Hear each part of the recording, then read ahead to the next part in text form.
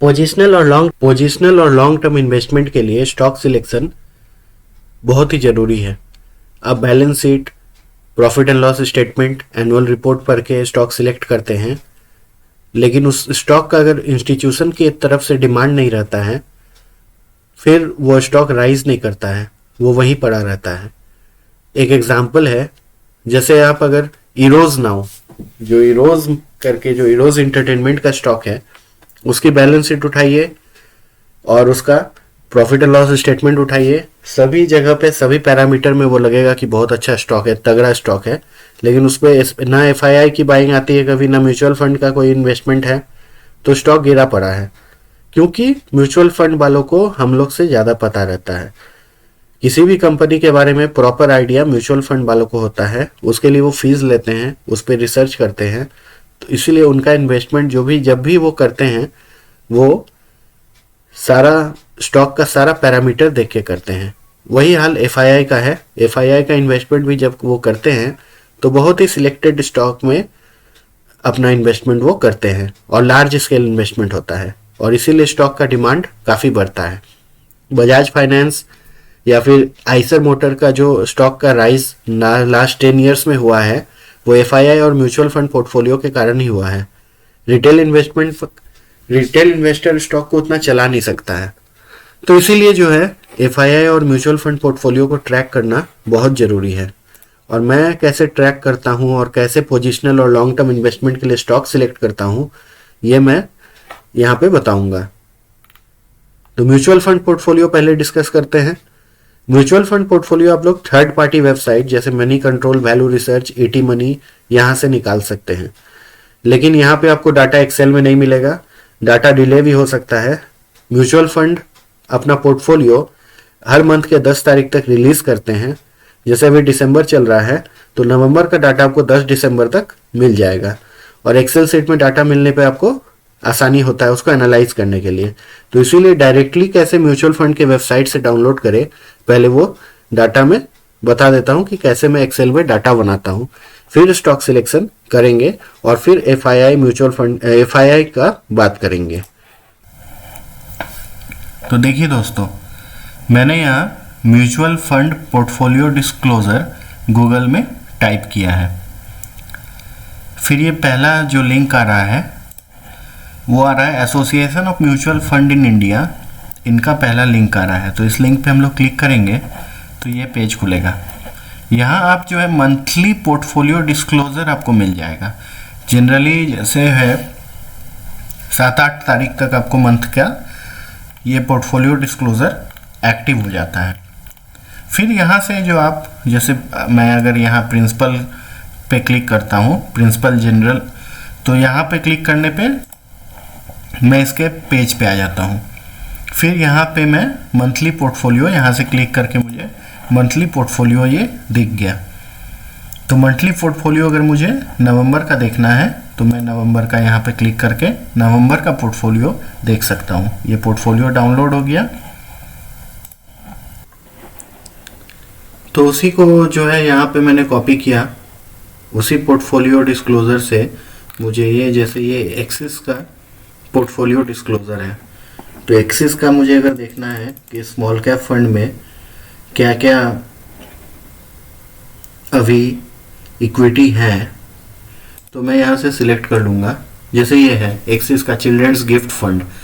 इस children's gift fund में क्या क्या स्टॉक्स में इन्होंने किस किस स्टॉक्स में कितना % इन्वेस्ट किया है, अभी एज ऑफ 30 नवंबर इनके पोर्टफोलियो में क्या क्या है, ये मुझे यहाँ से दिख जाएगा। तो सारे म्यूचुअल फंड का मैं पोर्टफोलियो देख सकता हूँ। ये बहुत अच्छा है।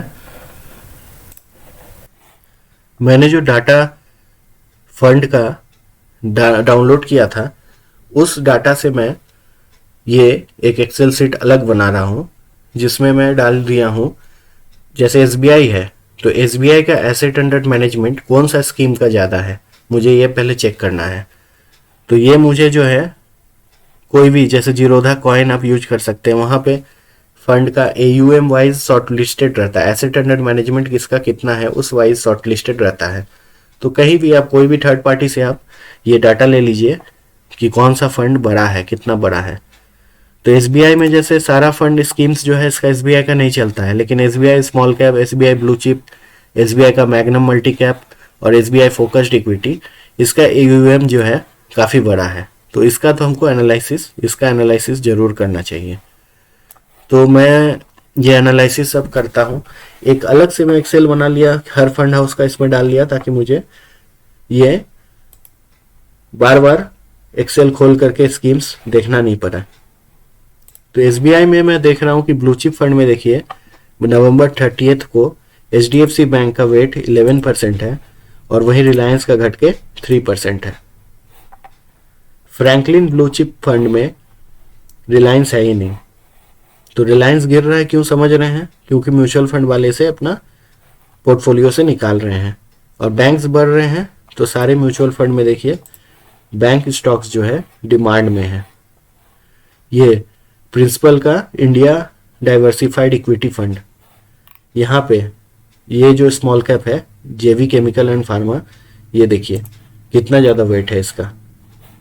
एचएसबीसी स्मॉल कैप फंड में देखिए जेवी केमिकल एंड फार्मा। तो सारे म्यूचुअल फंड वालों ने ना दबा के जेवी केमिकल नवंबर में उठाया है, और इसी कारण जेवी केमिकल का रेट ये पोर्टफोलियो डिस्क्लोजर आने के बाद इंक्रीज हो गया, 100 रुपये भाग गया जेवी केमिकल। तो आपको भी म्यूचुअल फंड के साथ चलना है, अलग स्टॉक नहीं उठाना है। जो मैं करता हूँ, मैं म्यूचुअल फंड का स्टॉक लेता हूँ इन्वेस्टमेंट के लिए, लॉन्ग टर्म इन्वेस्टमेंट के लिए, पोजिशनल ट्रेड के लिए। जैसे मुझे पता चल गया कि रिलायंस जो है सब निकाल रहे हैं, तो मैं रिलायंस में लॉन्ग करने से थोड़ा बचूंगा। चार्ट्स में कहीं अगर शॉर्ट की अपॉर्चुनिटी रहेगा तो मैं खोजूंगा उसको। HDFC small cap fund, first source solution top pick. Aster DM health care, ये स्टॉक जो है 15 से 20% भागा है अभी। तो मुझे ये स्टॉक नज़र में आ गया कि ये एचडीएफसी स्मॉल कैप वाले उठा रहे हैं, और अरविंदो फार्मा इन्होंने उठाया है। तो ऐसे हम जो है, अभी मैं ये एनालिसिस में मंथ वाइज बताऊंगा कि कौन सा स्टॉक कहाँ क्या डिमांड में है, मुझे क्या लगता है, मैं क्या बाई कर रहा हूँ, ये बताऊंगा। तो ये मैं यहाँ सिखा रहा हूँ कि कैसे आप एक्सेल में सारे म्यूचुअल फंड का डाटा डाल लीजिए, उससे आपको एक प्रॉपर पिक्चर मिल जाएगा मार्केट का, कि मार्केट में चल क्या रहा है। चल रहा है जेवी केमिकल, चल रहा है डिक्सन, चल रहा है एम्बर, रिलायंस लोग निकाल रहे हैं। तो क्यों मैं फिर रिलायंस में लॉन्ग करूं? लोग सोचते हैं कि रिलायंस 2300 से 1900 आ गया, चलो रिलायंस में अब घुस जाओ, फिर से 2300 जाएगा। म्यूचुअल फंड का डिमांड नहीं रहेगा तो नहीं जाएगा, टाइम लग जाएगा। अब मार्केट अगर ऐसा ही 200 पॉइंट डेली हर वीक पे भागते रहा तो हो सकता है फिर से चला जाए, लेकिन म्यूचुअल फंड का डिमांड होना बहुत ज़रूरी है। जितने भी फॉरेन फ्लोज हैं एफआईआई का, फॉरेन इंस्टीट्यूशनल इन्वेस्टर्स का पोर्टफोलियो फ्लोज है या इन्वेस्टमेंट है ईटीएफ्स का, ये 2 इंडेक्स को ट्रैक करते हैं जो मेजर हैं। एक तो है एमएससीआई इंडिया इंडेक्स और दूसरा है एफटीएससी फुटसी इंडिया इंडेक्स। तो हम दोनों के कॉन्स्टिट्यूएंट्स को देखेंगे कि क्या उसके कॉन्स्टिट्यूएंट्स हैं। मैं लिंक डिस्क्रिप्शन बॉक्स में डाल दूंगा वीडियो का, लेकिन आप देख सकते हैं कि यहाँ पे आप गूगल में टाइप कीजिए एमएससीआई इंडिया कॉन्स्टिट्यूएंट्स, यही टाइप कीजिएगा तो ये आएगा licensed indexes MSCI India, MSCI license indexes. यहाँ app2msci.com इस लिंक में क्लिक कीजिएगा तो ये मिल जाएगा आपको कि एमएससीआई इंडिया इंडेक्स में क्या क्या कॉन्स्टिट्यूएंट और वेट क्या क्या है। रिलायंस इंडस्ट्रीज का जैसे 10% वेट है। आप अगर पुराना देखेंगे एमएससीआई इंडिया इंडेक्स में तो वहाँ आपको दिखेगा कि रिलायंस का 12% वेट था, जिसको घटा के इन्होंने 10% अभी फिलहाल है। इसी कारण रिलायंस का प्राइस घटा है। एचडीएफसी 7%, पुराना अगर आप देखेंगे एचडीएफसी का वेट 8% था। इंफोसिस 7%, पुराने वाले में 8%, 1% इंफोसिस भी घटा। ICICI bank 5.66, ICICI bank 5। तो आप कंपेयर भी कर सकते हैं पुराने और अभी प्रेजेंट के वेट से। अगर वेट इंक्रीज होगा तो वो स्टॉक प्राइस पे रिफ्लेक्ट होता है। तो आप पूरा जो है डाउनलोड कर सकते हैं, इसको एक्सेल में भी डाउनलोड कर सकते हैं और देख सकते हैं कि कौन सा कंपनी इस MSCI इंडिया इंडेक्स में लिस्टेड है। जैसे स्मॉल कैप अगर हम खोजें, स्मॉल कैप में पाई इंडस्ट्रीज, यस बैंक एडेड है, ICICI प्रूडेंशियल लाइफ एडेड है,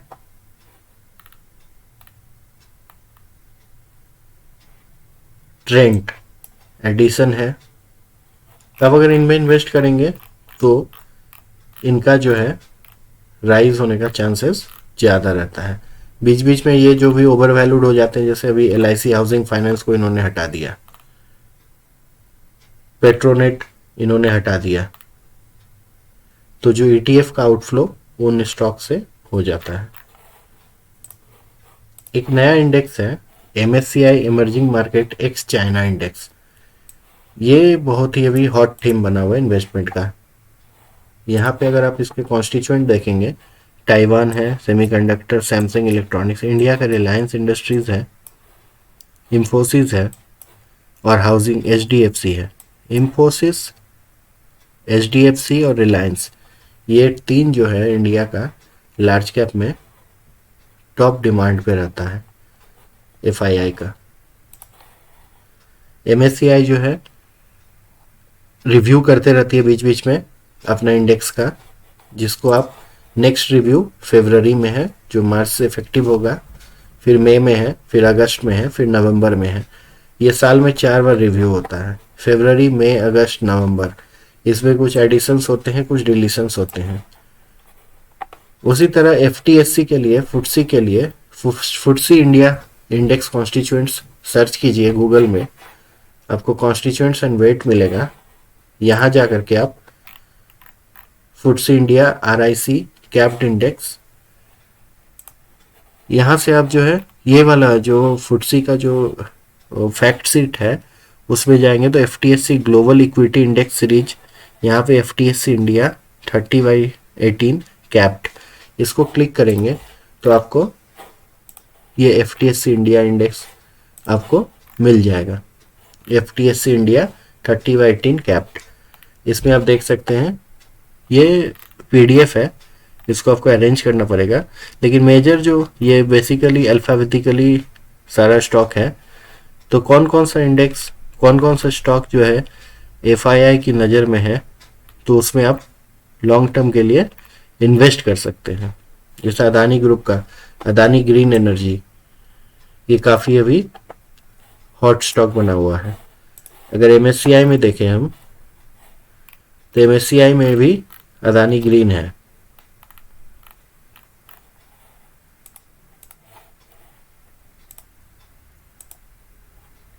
ये देखिए, ये MSCI का जो इंडेक्स था उसको मैंने डाउनलोड कर लिया है,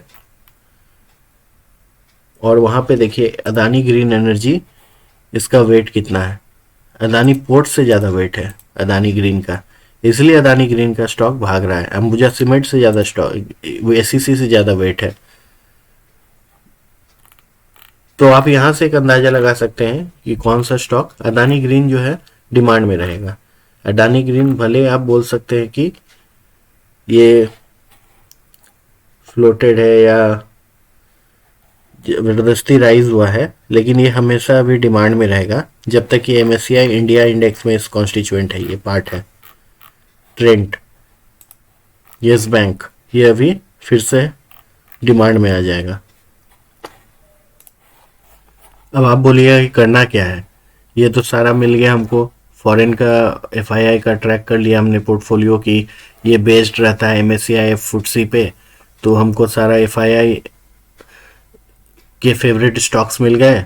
म्यूचुअल फंड हमने ट्रैक कर लिया, ये फुटसी का एक और है, FTSE Asia Pacific x Japan, इस पे भी देखिए इंडिया का, जैसे अशोक लेलैंड इंडिया का भी स्टॉक है, चाइना, ताइवान, फिलीपींस सबका है, तो इंडिया भी है। इमर्जिंग मार्केट में इंडिया बहुत बड़ा पार्ट बन गया अभी, इसी कारण इंडिया जो है लगातार राइज कर रहा है, इंडिया में इनफ्लो जो है लगातार इंक्रीज कर रहा है ये, और वही म्यूचुअल फंड वाले बेचे जा रहे हैं। तो अब क्या करें, मुझे तो मिल गया, हॉरिजॉन मिल गया हमें। जनरली लॉन्ग टर्म अगर आपका व्यू जो है लॉन्ग टर्म के लिए है तो आपको अच्छे स्टॉक में रहना पड़ेगा। आप जो है स्मॉल कैप में बेट नहीं कर सकते ज़्यादा, स्मॉल कैप का कोई भरोसा नहीं है। लेकिन लॉन्ग टर्म के लिए आपको अच्छे क्वालिटी स्टॉक में रहना है तो क्वालिटी स्टॉक हम छांट सकते हैं। म्यूचुअल फंड का पोर्टफोलियो और एफआईआई का जो इंडेक्स है, जो ये एफआईआई फेवरेट्स जो इंडेक्स है, इन दोनों को हम अगर कंपेयर करते हैं तो हमको क्वालिटी स्टॉक मिलता है। अब मैं क्या करता हूँ ये क्वालिटी स्टॉक लेके, तो क्वालिटी स्टॉक का लिस्ट अब क्या है कि इनमें से मुझे लिस्ट तो मिल गया, लेकिन मैं इसमें पैसे तो लिमिटेड है, सारे में तो नहीं लगा सकता। सारे में लगा दूंगा तो मुझे फायदा नहीं होगा, तो इसमें से स्टॉक छांटने पड़ेंगे जो भी जिस टाइम पे अंडर वैल्यूड है या जिसमें मोमेंटर थोड़ा बहुत टेम्पोररी जो नीचे आया है, उसको अगर हम उसमें एंट्री लेंगे तो हमें फ़ायदा ज़्यादा होगा। इसीलिए मैं क्या करता हूँ कि जो भी जहाँ ये मुझे क्वालिटी स्टॉक का एक लिस्ट मिल गया, अब इनमें से मैं जो भी मुझे लगेगा कि वैल्यूएशन ठीक है या चार्ट पे अभी एक बाइंग अपॉर्चुनिटी है तो मैं लॉन्ग कर जाऊंगा उनमें। तो ये तो हर मंथ का स्ट्रैटेजी अलग होगा, उसके लिए फिर अलग से सीरीज बनाना पड़ेगा। तो ये बेसिकली एक ओवरव्यू था कि मैं कैसे क्वालिटी स्टॉक छांटता हूँ। एक तो आप एनुअल रिपोर्ट बैलेंस शीट पढ़ के छांट सकते हैं, लेकिन उसमें क्या है कि आप धोखा खा सकते हैं। लेकिन अगर आप ये म्यूचुअल फंड और ये फुटसी और एमएससीआई देख करके स्टॉक्स निकालते हैं कि इन्वेस्ट किस में करना है, तो धोखा खाने का चांस बहुत कम हो जाता है, क्योंकि इन्होंने तो अपना रिसर्च किया हुआ है, बैकग्राउंड रिसर्च। तो मुझे या आपको कुछ एक्स्ट्रा करना है नहीं, सिर्फ इनको फॉलो करना है, जो कि आसान है। वीडियो को लाइक, सब्सक्राइब और शेयर जरूर करें। और दिसंबर महीना है अभी, लेकिन मार्केट ऑल टाइम हाई पे है, तो मैं अभी दिसंबर का स्ट्रैटेजी इन्वेस्टमेंट या long term strategy, positional strategy by side में फिलहाल मेरे पास कुछ नहीं है। जब होगा तो मैं क्या कर रहा हूँ ये मैं ज़रूर आप लोग सबको बताऊंगा। एक स्टॉक है जो मैं जिसको मैं पसंद करता हूँ, वो है जेवी केमिकल एंड फार्मा। ये मेरा अभी हॉट फेवरेट स्टॉक बना हुआ है। इसमें मैंने इन्वेस्टमेंट भी किया है 950 हज़ार तक। फिर देखता हूँ कभी 1000 के नीचे आएगा तो ज़रूर लूँगा, थोड़ा थोड़ा करके लेते रहूँगा इसको। जो भी ट्रेडिंग से प्रॉफिट आएगा जेवी केमिकल में इन्वेस्ट करूँगा। यही है, फिलहाल तो जेवी केमिकल ही मेरा फेवरेट है। बाकी आपको भी जो भी कोई फेवरेट आपका हो तो आप कमेंट्स में ज़रूर बताएं। और दिसंबर में कोई भी पोजिशनल या लॉन्ग टर्म इन्वेस्टमेंट के लिए कुछ अगर मैं करता हूँ तो मैं डिस्कस ज़रूर करूँगा।